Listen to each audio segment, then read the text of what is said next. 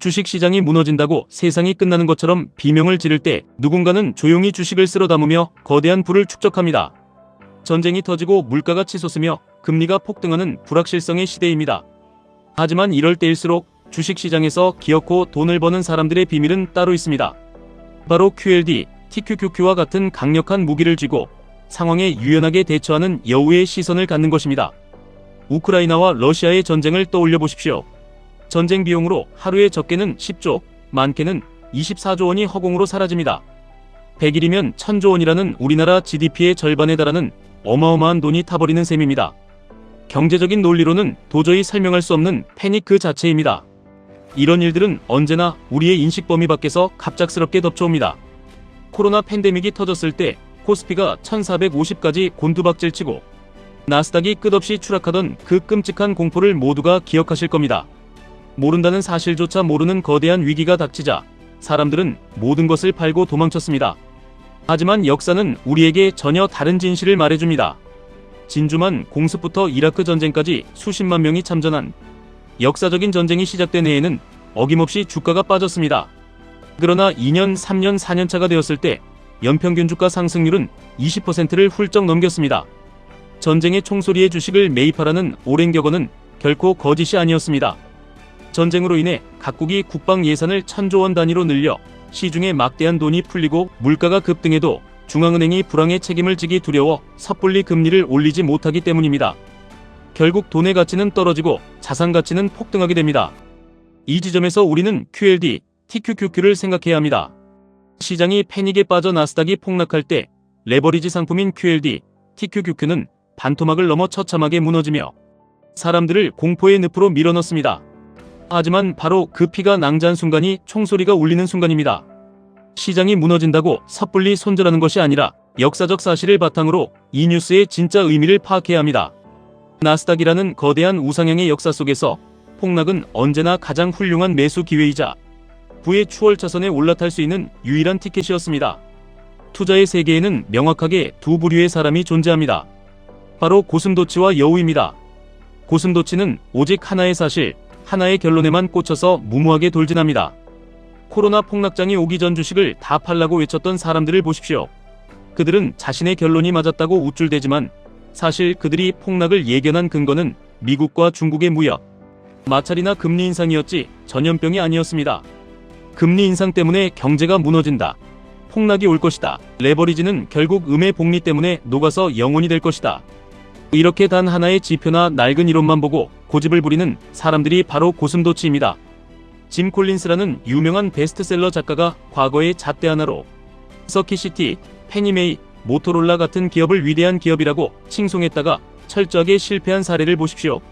고슴도치들은 시장이 폭락하면 자신이 맞았다고 떠들어대지만 결국 시장의 거대한 상승장 앞에서는 계좌가 녹아내리는 것을 구경만 할 뿐입니다.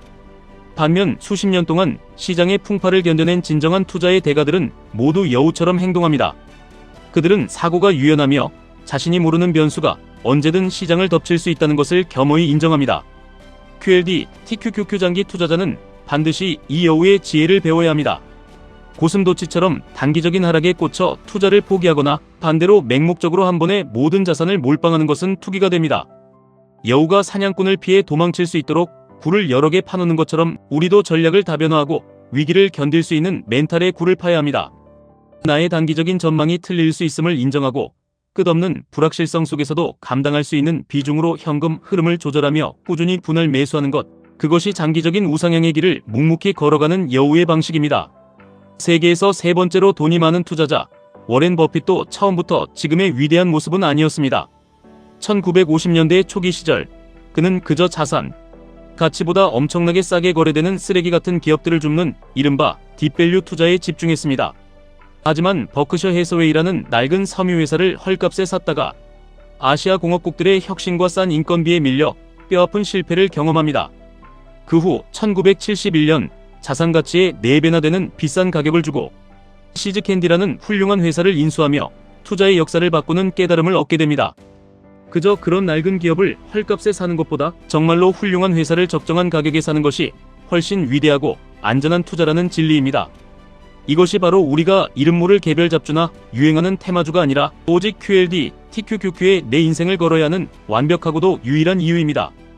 QLD, TQQQ는 애플, 마이크로소프트, 엔비디아, 구글 같은 세계에서 가장 훌륭하고 위대한 혁신 기업 100개를 모아놓은 나스닥 100 지수를 추종합니다. 우리는 폭락장이 올 때마다 이 위대한 기업들의 묶음을 아주 매력적이고 저렴한 가격에 쓸어 담는 것입니다. 버핏이 훌륭한 회사를 샀듯 우리는 인류 최고의 천재들이 모여있는 1등 기업들의 집합체를 레버리지로 사들여 압도적인 수익을 창출해냅니다. 기업 하나하나를 분석하며 고슴도치처럼 굴 필요 없이 시장 전체의 혁신을 통째로 소유하는 것입니다. 투자의 첫 번째 원칙은 돈을 잃지 않는 것이고 두 번째 원칙은 그 첫 번째 원칙을 절대 잊지 않는 것입니다. 하지만 QLD, TQQQ 투자에서 돈을 잃지 않는다는 것은 단순한 손실 회피를 의미하지 않습니다.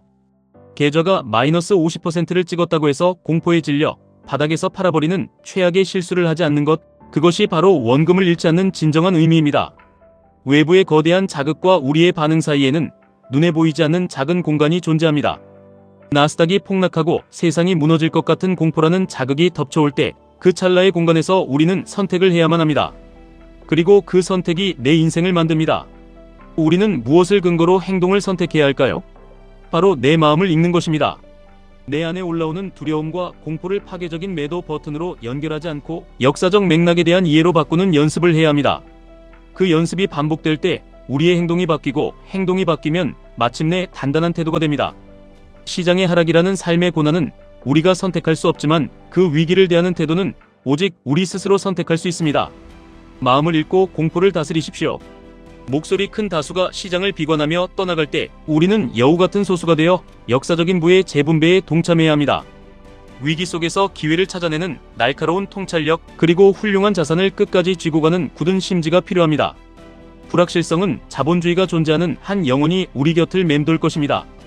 하지만 자본주의의 거대한 우상향 본능과 인류 혁신, 기업들의 끝없는 성장 가치는 결코 우리를 배신하지 않습니다. 남들이 두려워할 때 탐욕을 부리고 시장이 피를 흘릴 때 조용히 비중을 늘려가십시오. QLD, TQQQ라는 가장 날카로운 검을 쥐고 흔들림 없이 전진하시길 바랍니다. 지금까지 1분 투자 하이젠버그였습니다.